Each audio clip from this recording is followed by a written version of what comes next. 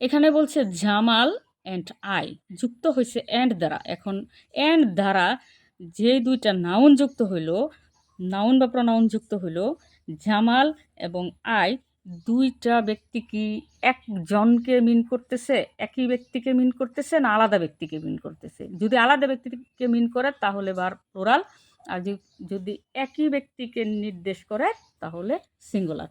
জামাল একজন, আই অবশ্যই জামালের মধ্যে পড়ে না। সো এখানে জামাল এবং আই পৃথক ব্যক্তিকে নির্দেশ করতেছে। সো পৃথক যেহেতু বোঝাচ্ছে, তো আমরা অবশ্যই বার প্লুরাল নিব, এখানে ওয়ার্কস হবে না। এবার এটা অনেক পরীক্ষায় আসে, স্লো অ্যান্ড স্টেডি উইন বা উইন দ্য রেস, অথবা bread and batter is or are my favourite breakfast. এই দুইটা এক্সাম্পল হুবাহু বিভিন্ন বৃত্তি পরীক্ষায়, বিভিন্ন চাকরি পরীক্ষায় হুবাহু আসতে দেখা যায়।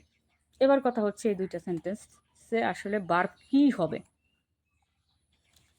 এই দুইটা সেন্টেন্সে এখানে বলছে স্লো অ্যান্ড স্টেডি, এখানে একই অর্থ বা একই ভাবকে বোঝানো হয়েছে, যে কারণে ভার্ব সিঙ্গুলার হবে।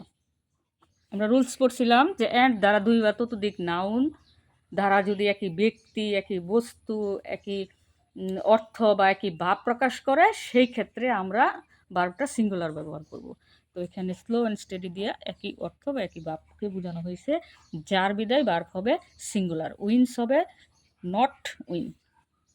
তবে এখানে আরেকটু কথা হচ্ছে যে গাণিতিক হিসাবের ক্ষেত্রে যখন অ্যান্ড যুক্ত সেন্টেন্সগুলো থাকবে, অ্যান্ড যুক্ত যে গাণিতিক হিসাবের ক্ষেত্রে যে সেন্টেন্সগুলো থাকে, সেই ক্ষেত্রে ভার্ব সবসময় সিঙ্গুলার হয়। যেমন two and two, makes make four. তো এটা গাণিতিক হিসাব। সো আমরা এখানে সিঙ্গুলার ভার্ব ব্যবহার করবো। আর আমরা তো জানি যে হচ্ছে যে মেন ভার্বের সাথে অ্যাজ বা ইএস অ্যাড করা থাকলে সেটা সিঙ্গুলার ভার্ব, আর অ্যাজ বা ইএস ছাড়া যে মেন ভার্বগুলো আছে সেগুলো প্লুরাল ভার্ব। তো এখানে মেক হচ্ছে মেন ভার্ব, এর সাথে যেহেতু অ্যাস আছে তাহলে মেক্সই হচ্ছে এখানে সিঙ্গুলার ভার্ব। আর এটা যেহেতু গাণিতিক হিসাবকে নির্দেশ করতেছে, যে কারণে ভার্বটা সিঙ্গুলার হবে।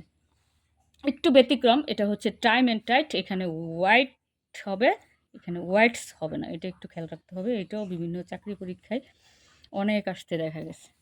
এবার সেকেন্ড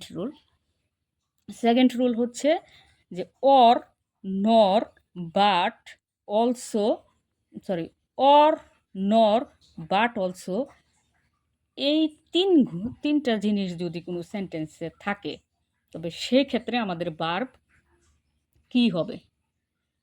তো এই তিনটা জিনিস যখন আমরা কোনো সেন্টেন্সে পাবো, তখন অর, নর, বাট, অলসোর পরে যে নাউন বা প্রনাউন থাকবে, সেই নাউন বা প্রনাউন অনুযায়ী আমরা ভার্ব নিব। অর্থাৎ ওই নাউন বা প্রনাউন যদি সিঙ্গুলার হয় তাহলে ভার্বটাও সিঙ্গুলার, নাউন প্রনাউন যদি প্লুরাল হয় তাহলে ভার্বটাও প্লুরাল হবে। যেমন he or his brother have done the work, এই যে এখানে ওয়ার আছে, তো ওর যেহেতু আছে, এবার ওরের আগে যেটা এটা কাউন্ট হবে না, ওরের পরে যেই নাউন বা প্রনাউনটা আছে ওইটাকে আমরা কাউন্ট করে হচ্ছে ভার্ব নিব। তো হিজ ব্রাদার এটা সিঙ্গুলার সাবজেক্ট, তো সিঙ্গুলার সাবজেক্ট যেহেতু, তো আমাদের এখানে কি হবে, এখানে অবশ্যই সিঙ্গুলার ভার্ব হবে। আর হ্যাজ অবশ্যই সিঙ্গুলার ভার্ব, হ্যাভ এখানে হবে না। একইভাবে হি অর হিজ ব্রাদার্স, এই যে ওর আছে, তো ওরের আগে হি এটা কাউন্ট হবে না, ওরের পরে যেটা আছে অর্থাৎ হিজ ব্রাদার্স, এখানে হিজ ব্রাদার্স হচ্ছে প্লুরাল সাবজেক্ট, যে কারণে আমরা ভার্বটাও প্লুরাল নিব, অর্থাৎ হ্যাভ নিব, হ্যাজ নিব না।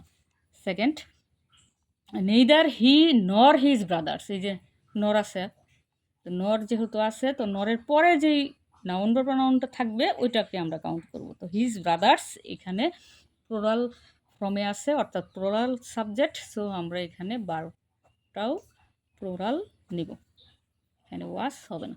একইভাবে ইদার ইউ অর আই, তো ওই যে অর আছে, তো অর যেহেতু আছে আমরা কি করব, ওরের পরে যে নাউন বা প্রনাউন আছে, অর্থাৎ ওরের পরে এখানে আই আছে, আয়ের সাথে আই অনুযায়ী হচ্ছে আমরা ভার্ব নিব। তো আয়ের সাথে কি বসে, এম বসে, নট আর।